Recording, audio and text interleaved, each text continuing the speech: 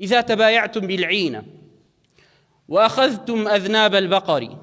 ورضيتم بالزرع وتركتم الجهاد سلط الله عليكم ذلا لا ينزعه حتى ترجعوا إلى دينكم. إذا تبايعتم بالعينة كاتيك هاتو كرينو فروشتنو سوكو تنوانتانوا خلقي دستي كرد سو خواردن. وأخذتم أذناب البقر جاران خلقي بمانقاو بقاميش عرزي أكيالي واتا دستان قرب كلكي مانقاو بس خريكي خلق عرز كيالان بون. ورضيتم بالزرع وخريكي تشاندنو مالي جيان وقصر وقصور وسيارة جايتر بحرام يا حلالك يا شنية بس مهم ويدسي خي. وتركتم الجهاد جهادي نفس بيا جهادي دست كفار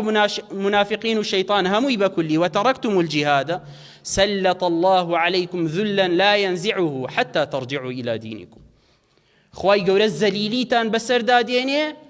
ولا سرتاني لا نادات حتى ترجعوا إلى دينكم تاو كاتي قرينا ولا دينا كي پروردگار شرع كي پروردگار بخوشي تطبيقا كان بطواوتي تطبيقا كان ئیتر قڕی دنیا بۆ خۆمان پێوین پەروەردگار لەسەرتی لا نابا وانەزانی پەرلەمان کۆ بێتەوە و بڕیارت بۆ دەرەکاو ئیتر نەجات دەدا گۆرانی بێش چۆن نەتوانێت پەرلەمان بەڕێ بکاو کارت بۆ شەر تەطبیق بکاو شەرعی پەروەردگارت بۆ تەطبیق بکا ناکرێ دەرگای لەسەر داخن بە سەرۆکەشەوە ڕێگەی لێ داخن ئەڵێن هەر نابێ بێیتەوە بینیمان خۆمان لە بەرچاومانایە ئەڕۆی خۆ پیشاندانەکەی بڕۆ زۆر تاقی کرایەوە لە 2011 لە حەڤەی شوباتی 2011 حەڤەی دووەوە هەتاکو ئێستا هەموو مانگی جارێک هەموو ساڵی جارێک چەند جارێک کۆمەڵی خەڵکی جوانی گەنجی 12 ساڵی 13 ساڵ تازە هەڵ ئەدات ئەکوژرێت و بەکوشتنا ڕوات و ئادەی چیەکەی بیکە بۆ خۆت قەیناق هەفتەیەکە دوو هەفتەیەکە زەبێتەوە و جەرگی چەندین دایکە سووتێنرێ ئەرێ باشە بۆ جارێک نەمان بینی مەسوولێک جەرگی بسووتێ ئەرێ بۆ نەمان بینی منداڵی مەسوولێک لەبەرەی خۆپشاندان بێ و بەرد تەقێنێ خەڵک هانەدەن ڕاکە شەڕ بکە بڕۆ کوێ بسووتێنە وا بکە ئەوە بکە هەر لەگەڵ سووتێنرا و تەواو ئیتر ئەو لە ماڵی خۆی دایەتی و ئەو پینەوت و ئاوا بکرێ و ئاوا خۆپشاندانەکان بە عاقارێکی تردا بڕۆ. برا خۆشەویستەکانم سلط الله عليكم ذلا لا ينزعه حتى ترجعوا إلى دينكم ئەمە حەدیثە جایتر تۆ چۆن پێمەڵی پیاوی کێ و پیاوی کێ نییە و ئەو پیان داناوە قسەکانیان بۆ داناوە چۆنت پێخۆشە بیکە چی قسەیەکت پێخۆشە بیکە بەلامەوە ئاسایی ئەمە دینی خوای دینی خواشت پێگەێنم وەڵڵاهی پەنجایەکیشی لەسەر وەرناگرم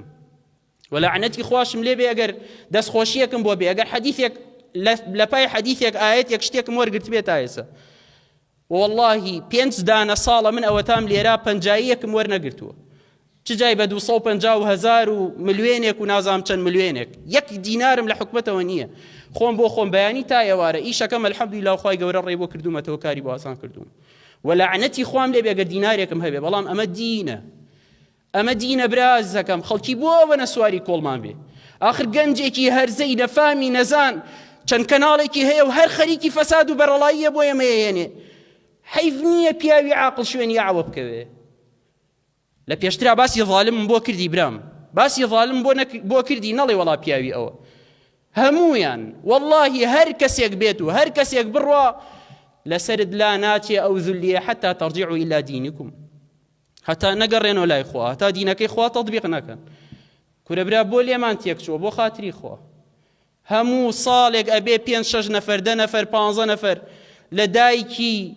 پیری بەسە زمانی فەقیر کە چەندین